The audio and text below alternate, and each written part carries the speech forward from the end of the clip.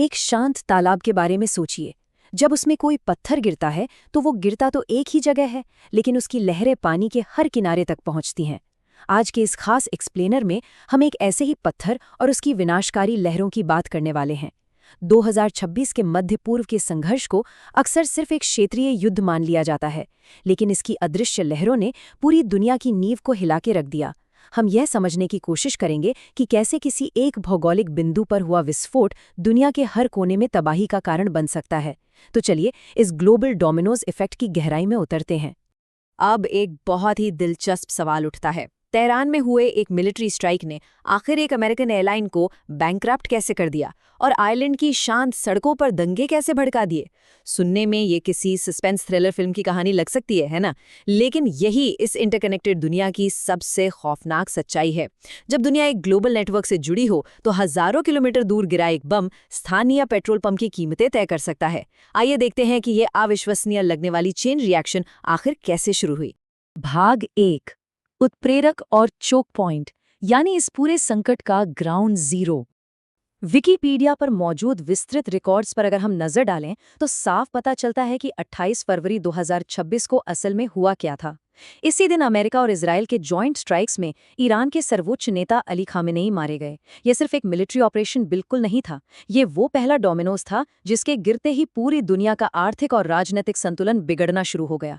Wikipedia के दस्तावेजों से स्पष्ट है कि ये केवल दो देशों का युद्ध नहीं था, बल्कि एक ऐसी वैश्विक श्रृंखला प्रतिक्रिया थी जिसे रोक पाना नामुमकिन था।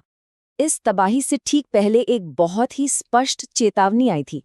टीआरटी वर्ल्ड की रिपोर्टिंग ने इसे बिल्कुल साफ शब्दों में कोट किया था।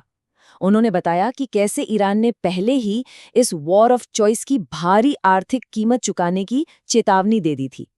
जो आर्थिक संकट बाद में आया वो अचानक नहीं था, उसकी आहट इस बयान में साफ सुनी जा सकती थी। और जैसा कि हम आगे देखेंगे, यह चेतावनी सचमुच एक भयानक आर्थिक सुनामी में बदल गई। भाग 2, वैश्विक ईंधन और आर्थिक संकट। एक ऐसी आर्थिक सुनामी जिसने सब कुछ बदल दिया। अब देखिए कि हालात कितनी तेजी से बिगड़े। हमले के मात्र कुछ दिनों के भीतर ही होर्मुज़ जलडमरू मध्य, जहां से दुनिया का एक बहुत बड़ा हिस्सा अपना तेल लेता है, वो पूरी तरह से ब्लॉक हो गया। दुनिया भर में तेल की सप्लाई रुक गई। इसके कुछ सप्ताह बाद क्या हुआ? इस फ्यूल क्राइसिस का सीधा असर फिलीपींस पर पड़ा और वहां एक भयानक एनर्जी क्राइसिस शुरू हो गया। और कुछ महीनों के भीतर इसी महंगे ईंधन और आर्थिक उथल-पुथल के कारण अमेरिका की स्पिरिट एयरलाइंस पूरी तरह से दिवालिया होकर बंद हो गई। तेहरान में एक हमला और महीनों बाद अमेरिका में एक एयरलाइन का पतन। यह है असली डोमिनोज प्रभाव। 3 अरब डॉलर यानी $3 बिलियन। ये आंकड़ा किसी छोटे देश का बजट नहीं है, बल्कि ये एक छिपा हुआ खजाना है। द यरूशलेम पोस्ट की एक बेहद अहम रिपोर्ट के अनुसार ये वो अनुमानित संपत्ति है जो इस युद्ध और कड़े प्रतिबंधों के साए में बन रही थी। इतनी विशाल संपत्ति का इस युद्ध के बीच क्या काम था? चलिए द यरूशलेम पोस्ट के रिकॉर्ड्स के जरिए इस रहस्य को थोड़ा और समझते हैं। द यरूशलेम पोस्ट ने ईरान के नए नेता मोजतबा खामेनेई के इस विशाल और छिपे हुए आर्थिक साम्राज्य का खुलासा किया। हम यहाँ पूरी तरह से तटस्थ रहकर बिना किसी का पक्ष लिए केवल इन आधिकारिक दावों पर गौर कर रहे हैं। इस रिपोर्ट के मुताबिक लंदन में इजरायली दूतावास के ठीक पास लग्जरी संपत्तियां थीं। यूएई और यूरोप में ऐसी संपत्तियां थीं जिनका कहीं कोई जिक्र नहीं था। इसके अलावा प्रतिबंधों को धता बताकर आईआरजीसी को फंड करने वाले ऑपरेशंस चल रहे थे और इस पूरे फाइनेंशियल सिस्टम को कंट्रोल कर रहा था एक प्रॉक्सी एजेंट, अली अंसारी। युद्ध सिर्फ मैदान में हथियारों से नहीं लड़ा जाता, इसका एक बहुत बड़ा अदृश्य फाइनेंशियल नेटवर्क भी होता है। भाग 3, दुनिया भर में युद्ध विरोधी प्रदर्शन, सड़कों पर उमड़ता वैश्विक आक्रोश। जब आर्थिक हालात बिगड़े तो सड़कों पर गुस्सा फूट पड़ा। विकिपीडिया के दस्तावेज दिखाते हैं कि ये आक्रोश कितने विशाल पैमाने पर फैला था। देखिए ये घटनाएं एक दूसरे से कितनी दूर हैं। एक तरफ पाकिस्तान के कराची में अमेरिकी वाणिज्य दूतावास पर उग्र हमला होता है। दूसरी तरफ बढ़ती कीमतों के कारण आयरलैंड में देशव्यापी फ्यूल प्रोटेस्ट्स भड़क उठते हैं। फिर पूरी दुनिया में मई दिवस पर जनसैलाब उमड़ता है और नो किंग्स के नारों के साथ सत्तावादी शासनों के खिलाफ एक ग्लोबल मूवमेंट खड़ी हो जाती है।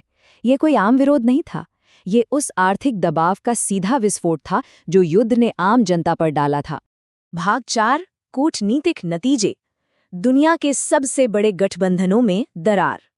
अब हम आधुनिक इतिहास की सबसे चौंकाने वाली कूटनीतिक दरारों में से एक को देखते हैं। हमारा उद्देश्य यहाँ किसी का पक्ष लेना नहीं है, बल्कि सोर्स मटेरियल के आधार पर इस ऐतिहासिक विभाजन को समझना है।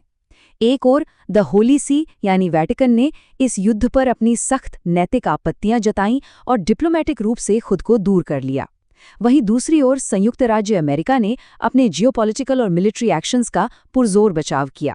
ये सिर्फ दो देशों की असहमति बिल्कुल नहीं थी, यह विश्व मंच पर नैतिकता और कूटनीति के बीच एक बहुत गहरी ऐतिहासिक दरार थी। इस कूटनीतिक उथल-पुथल का सबसे बड़ा असर संयुक्त राष्ट्र में देखने को मिला। यूनाइटेड नेशंस सिक्योरिटी काउंसिल का रेजोल्यूशन 2817 इसका सबसे बड़ा उदाहरण है। शांति स्थापित करने के बजाय ये प्रस्ताव दुनिया की महाशक्तियों के बीच एक युद्ध का मैदान बन गया। इस एक रेजोल्यूशन ने विश्व मंच पर ध्रुवीकरण को इस कदर बढ़ा दिया कि दशकों पुराने गठबंधन टूटने लगे और दुनिया साफ तौर पर अलग-अलग खेमों में बंट गई। इस पूरे एक्सप्लेनर का मुख्य सार इस अंतिम प्रश्न में छिपा है। हमने देखा कि कैसे 2026 में ईरान में हुआ एक हमला फिलीपींस में अंधेरा कर देता है, आइलैंड में दंगे भड़का देता है और अमेरिका में एक एयरलाइन को बंद कर देता है। हमारी दुनिया आपस में जितनी गहराई से जुड़ी हुई है, उतनी ही ज्यादा नाजुक भी है।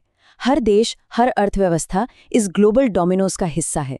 इसलिए सबसे बड़ा सवाल ये नहीं है कि ये युद्ध कैसे हुआ, सवाल ये है कि इस नाजुक दुनिया में जब अगला डोमिनोज गिरेगा तो क्या हम उसके झटके सहने के लिए तैयार हैं। इसी विचार के साथ हमारा आज का ये विश्लेषण यहीं समाप्त होता है।